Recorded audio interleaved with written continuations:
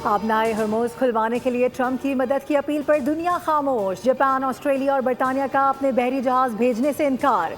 अमरीकी सदर ट्रंप ने धमकी दी है कि इत्तेहादियों ने आबनाए हरमुज़ खुलवाने में मदद ना की तो नेटो का मुस्तकबिल खराब होगा। मशरिक़ वस्ता की सूरत हाल हल ना हुई तो उनका मुतवक्के दौरा चीन भी मुलतवी हो सकता है।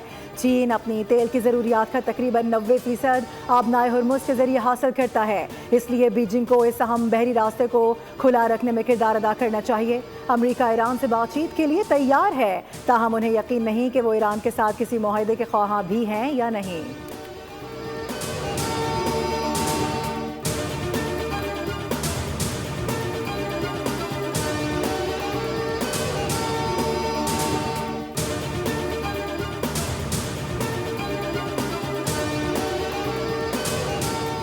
बरतानवी वज़ीर आज़म केयर स्टारमर ने अमेरिकी सदर को आगाह किया कि बरतानिया इस ऑपरेशन में शामिल होने के लिए तैयार नहीं है। ऑस्ट्रेलिया के ट्रांसपोर्ट वज़ीर कैथरीन किंग ने वाज़ेह किया कि ऑस्ट्रेलिया आबनाए हरमुज़ में जंगी बहरी जहाज़ भेजने का इरादा नहीं रखता। जापान की वज़ीर आज़म ने पार्लियामेंट को बताया कि जापान ने आबनाए हरमुज़ में तेल बरदार जहाज़ों की हिफाजत के लिए बहरी जहाज़ भेजने का कोई फैसला नहीं किया। हुकूमत इस मामले का जायज़ा ले रही है और देखा जा रहा है कि जापान अपने कानूनी दायराकार के अंदर रहते हुए क्या इक़दाम कर सकता है। चीन ने भी ट्रंप के आबनाए हरमुज़ खुलवाने की अपील पर खामोशी इख्तियार कर ली, जबकि जनूबी कोरिया भी सूरत हाल का जायज़ा ले रहा है। फ्रांस पहले ही बहरी जहाज़ भेजने से इनकार कर चुका।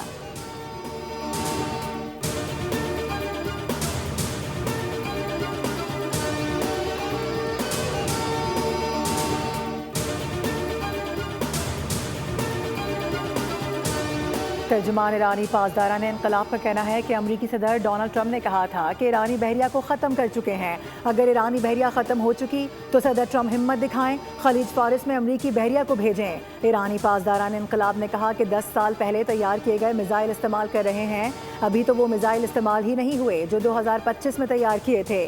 सिहोनियों के कदम उखड़ रहे हैं और अगर नेतन्याहू अब तक जिंदा हैं तो उनका ताक़ुब जारी रखा जाएगा। पासदारान इनकलाब की जानिब से दावा किया गया कि ईरान ने दो हैकल मिज़ाइलों के जरिए इसराइल के सनअती मराकज़ को निशाना बनाया है। इसराइल में मुसलसल सुनाई देने वाली एम्बुलेंसेस की आवाज़ें उनकी कार्रवाइयों की कामयाबी की अक्कास हैं।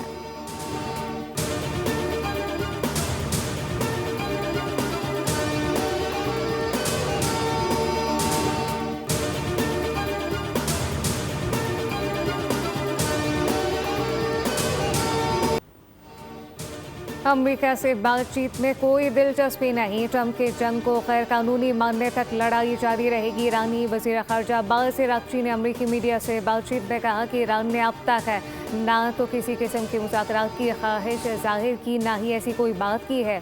हम मुस्तहकम मजबूत हैं, हम सिर्फ अपने लोगों का दिफा कर रहे हैं। अब्बास अराग़ची ने मज़ीद कहा कि आबनाए हरमुज़ से गुजरने के लिए मुतअद्दिद ममालिक ने हमसे रब्ता किया। अमेरिका आबनाए हरमुज़ की हिफाजत के लिए भीख मांगने पर मजबूर हो चुका है।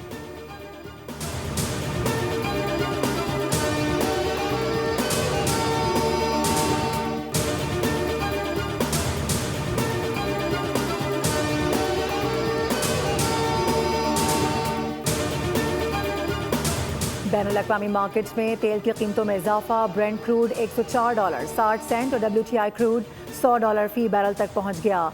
अमरीकी ऑयल कंपनीज के CEOs ने डोनाल्ड ट्रंप इंतजामिया को खबरदार किया है कि अगर सूरत हाल यही रही तो तवानाई का आलमी बहरान मजीद संगीन होगा।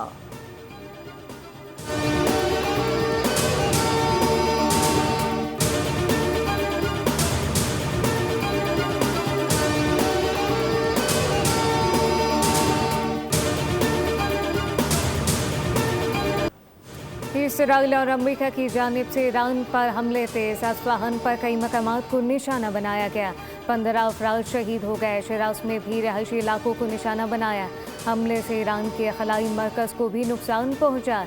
इसराइल का मगरबी ईरान में IRGC और बसीज कमांड सेंटर को भी निशाना बनाने का दावा। 28 फरवरी से अब तक ईरान में हमलों के दौरान 14 की तादाद 1458 हो गई।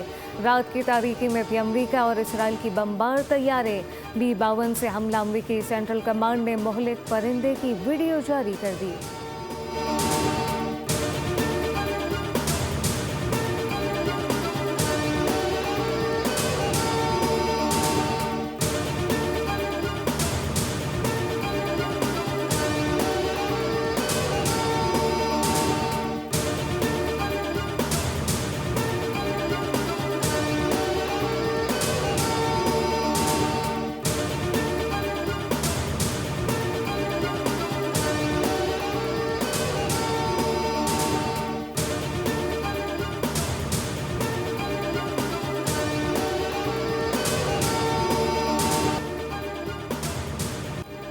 ईरानी पासदारान इनकलाब के ऑपरेशन वादा सादिक चहारुम की 51वीं लहर, खतरनाक सज्जील मिसाइल दाग दिए गए। अमरीकी फौजी अड्डों और रडार के निज़ाम को निशाना बनाया गया। सज्जील और फतह 2 ने इसराइल में तबाही मचा दी। फौजी तनसीबात और हुकूमती इमारतें निशाना बनाई गईं, गाड़ियाँ जल गईं, कई मकामात पर आग लग गई। अमरीकी बहरी बेड़े पर भी हमले किए गए। शहरियों से पहले ही अमरीकी फौजियों के ठिकानों और मुमकिन अहदाफ से दूर रहने का कह दिया गया था। ईरान पर इसराइली हमलों से तेहरान धमाकों से गूंज उठा। अमरीकी सफारतकार की रिहाइशगाह के अंदरूनी हिस्सों को भी नुकसान पहुंचा।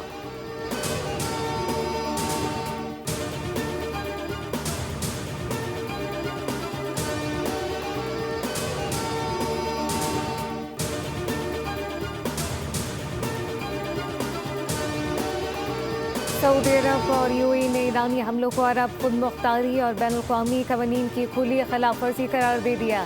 अमाराती सदर मोहम्मद बिन सैद अल नहयान और सऊदी वली अहद मोहम्मद बिन सलमान के दरमियान टेलीफोनिक रब्ता। खत्ते की सूरत हाल पर गुफ्तगू हुई। दोनों रहनुमाओं ने फौजी कशीदगी फौरी तौर पर रोकने का मुतालबा किया। दोनों रहनुमाओं की जानिब से मसाइल के हल के लिए संजीदा मुकालमे और सिफारती ज़राए को तरजीह देने पर जोर दिया गया।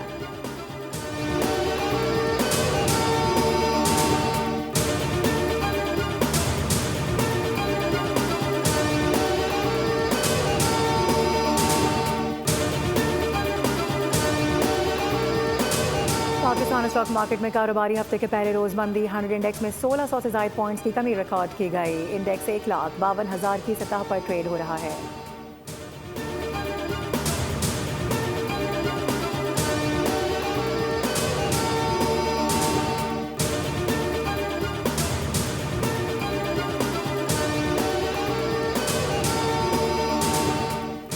वज़ीर-ए-आज़म की खलीजी ममालिक को वाफिर मिकदार में अशिया खुरनोश बरामद करने की हिदायत। शहबाज शरीफ की ज़ेर सदारत ग़िज़ाई सूरत हाल और वाफिर अशिया की बरामदात पर जायज़ा इजलास। वज़ीर-ए-आज़म कहते हैं आलमी सप्लाई चेन मुतासिर होने से ख़ित्ते में पाकिस्तानी मसनूआत की बरामद और इसकी तादाद में इजाफा हुआ। पाकिस्तान ज़रूरी खुराकी पैदावार में भरपूर सलाहियत रखता है। बरादर खलीजी ममालिक में अशिया खुरनोश की बरामद करते वक्त आला मयार यकीनी बनाया जाए। PNSC बहरी रास्ते के बरामद के ज़रूरी इक़दाम करे।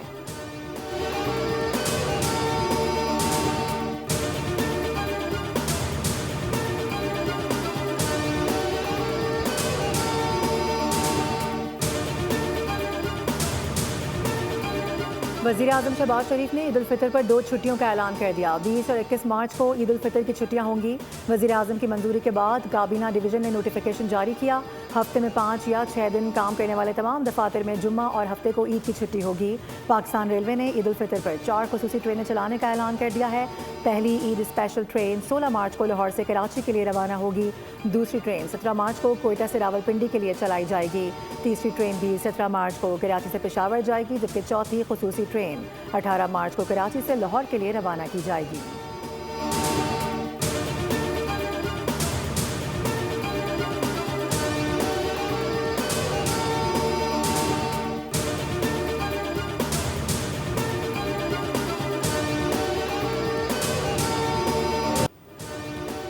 अफगान तालिबान और फितनल खवारिश के खिलाफ ऑपरेशन ख़ासबिल हक जारी। वफाकी वज़ीर इत्तलाआत अताउल्लाह तारड़ ने कार्रवाइयों से मुताल्लिक़ तफ़सीलात जारी कर दी।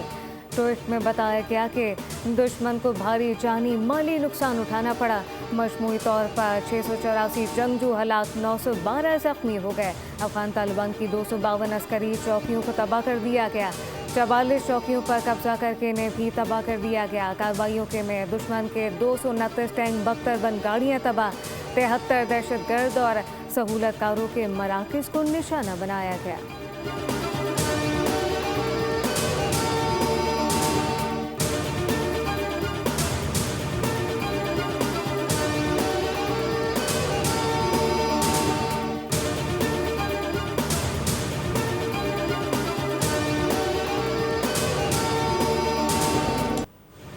यौम पाकिस्तान के मौके पर ह्यूमन राइट्स एक्टिविस्ट का कौम के नाम खुसूसी पैगाम। कहा कि 23 मार्च वो तारीख साज दिन है जब एक कौम ने अपने तशख़्ख़ुस, वक़ार और आज़ाद वतन के ख्वाब को अमली शक्ल देने का अहद किया।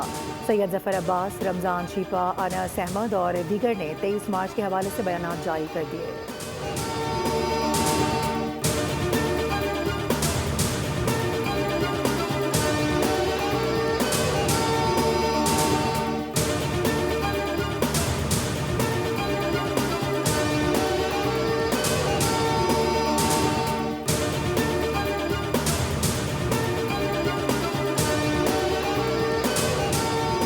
गुज़िश्ता 18 साल में सिंध तबाह हो गया। कराची में पानी नहीं मिल रहा, लेकिन बिलावल भुट्टो मेयर की कारकर्दगी से खुश हैं।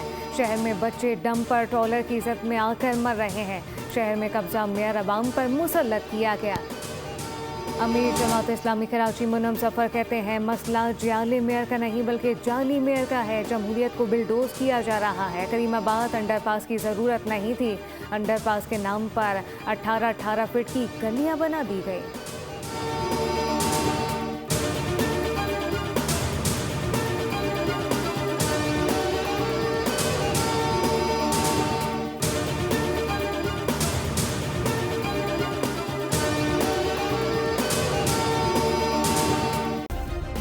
सब्सक्राइब करें और बेल दबाएं ताकि कोई खबर रह न जाए।